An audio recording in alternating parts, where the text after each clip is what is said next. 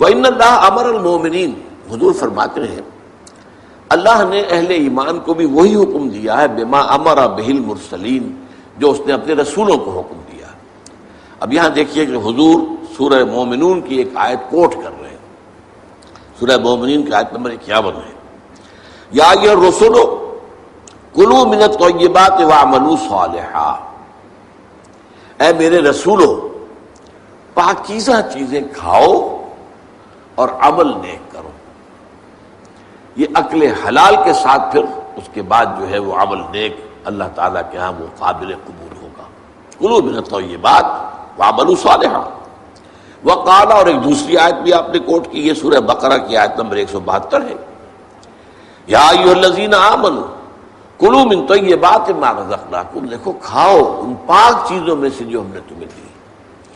گویا کہ عقل حلال، رزق حلال، رزق طیب، حلال و طیب، یہ ہے در حقیقت جس کا حکم دیا جا رہا ہے، رسولوں کو بھی دیا گیا اور اہل ایمان کو بھی دیا گیا۔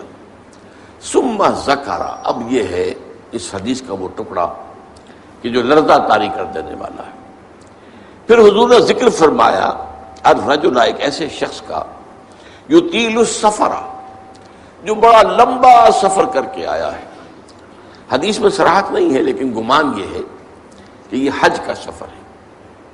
ایک شخص دور دراز سے اور احرام باندھ کے آیا ہے، اور ظاہر بات ہے کہ اس زمانے میں سفر جو ہے، فرض کیجئے کوئی شخص مدینے سے چل کر آیا ہے مکہ حج کرنے کے لیے، تو 7 دن کا سفر تو اس کا ویسے ہی ہے اونٹ کے اوپر۔ اب کیا اس کا حال ہو جاتا ہوگا، احرام کی پابندیاں، نہاتا بھی نہیں ہے، مبادا کو بال ٹوٹ جائے، دم دینا پڑ جائے، اس حوالے سے اور انتہائی احتیاط کے ساتھ جو ہے، اور وہ چل رہا ہے اور 7 دن کا سفر کیا ہے، تو کیا حال ہوا ہوگا؟ کپڑے میلے بوسیدہ، احرام میلا اور بوسیدہ ہو گیا ہوگا، بالوں کے اندر جو ہے وہ پراگندہ ہوں گے بال۔ اب اس کے اندر جو ہے وہ چونکہ کوئی نہ کوئی تیل ڈالا گیا، نہ خوشبو ڈالی گئی، نہ اسے انہیں جو ہے دھویا گیا، تو فرمایا ثم ذکر الرجل یطیل السفر اشعث اغبر، بال پراگندہ بھی ہے اور غبار آلود بھی ہے، اونٹوں پر سفر کیا ہے۔ اور ظاہر بات ہے کہ قافلہ جب چلتا ہے اونٹوں کا، تو اگلا اونٹ جو ہے وہ جو خاک اڑاتا ہے وہ پچھلے اونٹ کی سواری کے اوپر آئے گی لازماً۔ گھوڑے جب دوڑتے ہیں تو ان کے سموں سے جو اڑنے والی خاک ہے وہ ظاہر بات ہے کہاں جاتی ہے، سواروں پر بھی آتی ہے۔ یمد یدیہ الی السماء، وہ اپنے دونوں ہاتھ اٹھاتا ہے آسمان کی طرف، یا رب یا رب، اے میرے پروردگار اے میرے پروردگار۔ اب اس میں میرے سامنے جو نقشہ آتا ہے وہ تو جبل رحمت۔ اب وہاں پہنچنے کے لیے لوگ بڑی محنتیں کرتے ہیں، یہ کہ وہ چھوٹی سی پہاڑی ہے، اس پر جانے کے لیے، اور وہ کہیں سب سے اونچی چوٹی پر پہنچ کر کوئی شخص ہاتھ اٹھا کر کھڑا ہے، یمد یدیہ الی السماء یا رب یا رب، یا فرض کیجئے کہ وہ بیت الحرام میں ہے، مسجد حرام میں ہے، خاص خانہ کعبہ کے سامنے پکار رہا ہے اللہ، وَمَطْعَمُهُ حَرَامٌ،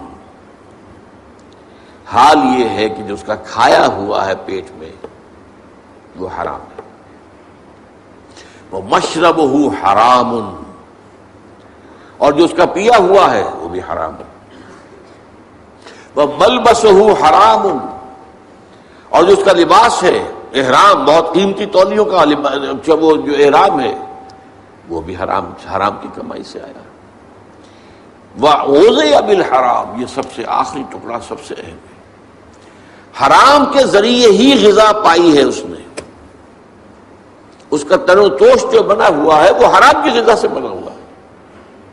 فَأَنَّىٰ يُسْتَجَابُ لِذَٰلِکَ، تو اس شخص کی دعا کیسے قبول ہے؟ قبولیت دعا کے اندر سب سے بڑی رکاوٹ عقل حرام۔ آپ دعا کرتے رہے اللہ سنے گا ہی نہیں، اَنَّىٰ يُسْتَجَابُ لِذَٰلِکَ، کہاں سے، کیسے، قبول کیسے ہو؟ وہ تو تم خود اپنی اس دعا کے راستے میں سب سے بڑی رکاوٹ ہو۔ تم اپنی آمدنی کا جائزہ لو، غور کرو، اس میں کمائی کے اندر کوئی حرام تو شامل نہیں ہے، کوئی ناجائز طریقہ تو شامل نہیں ہے، کوئی براہ راست سود کا عنصر تو نہیں ہے، بالواسطہ سود جو ہے وہ تو نہ میں بچا ہوا ہوں نہ آپ بچے ہوئے ہیں، پورا ہمارا معاشی نظام جو ہے وہ سود پر مبنی ہے۔